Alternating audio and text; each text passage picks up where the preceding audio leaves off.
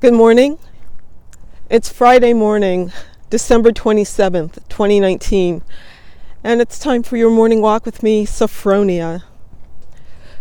This is the last Friday of 2019, and maybe you're starting to think about what this year has been about, maybe start planning for the following year.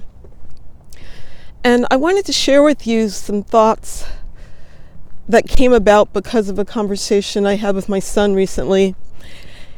And we were talking about some of the things that happened this year. And he specifically spoke about November 16th, just last month. And he was talking about how that day was the best day of his year, but it was also the saddest.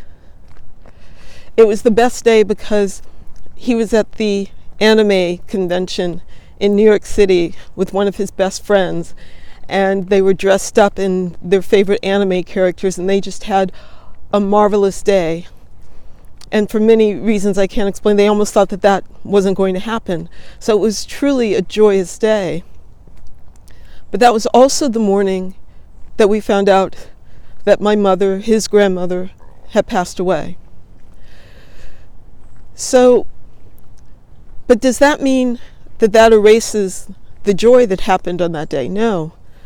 Does it mean that he doesn't honor the sadness that he felt on that day? No.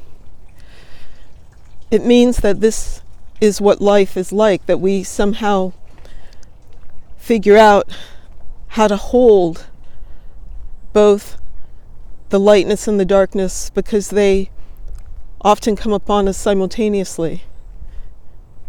And maybe figuring out life is all about figuring out that alchemy of how we can continue to walk in joy and hope even when the sad things happen. Tane is my model for this. I actually wrote something about this that you'll get to read in a couple of months, but he's absolutely fabulous at doing that. My friend Rob Berkeley, who passed away a year ago this month, talked about doing an inventory at the end of each year, and I hope that you'll consider doing the same. And one of the wonderful things that he talks about doing in this inventory is not only looking at what has gone out of your life, but honoring what has come in. And I'm thinking about that a lot right now because there has been a bewildering amount of loss in this past month alone. Other friends have lost parents. Just you may have seen that a woman that I know and cherish died on Christmas Eve, the wonderful songwriter Allie Willis. So it would be easy for all of this loss to weigh down this year. So I'm really forcing myself to think about the wonderful people who have come into my life this year. And I'll even shout out a few names. The beautiful jazz singer Kim Nally, and the poet Joy Harjo, and Terry Tempest Williams, and the fabulous Taylor Broby, who delights my day every day with wonderful communications. Gosh, Rachel Fox and Andrew Simmons, who were on my Venice trip in September, a trip I'll do again next year. Some amazing things have happened, and it would be a really easy thing to lose track of all that if I focus only on the loss. So I encourage you to do your own inventory and look at what you've accomplished and not just what didn't get done.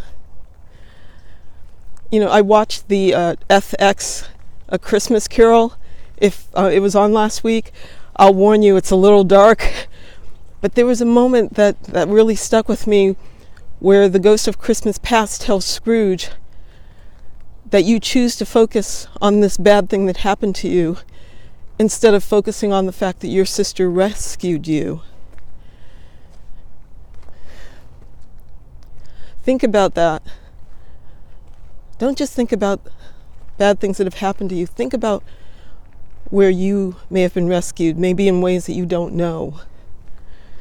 I like to print out pictures of the wonderful events of the current year, and I put them in my book for my planner for 2020, just to remind myself of these things, that it is a wonderful life, as the angel told George,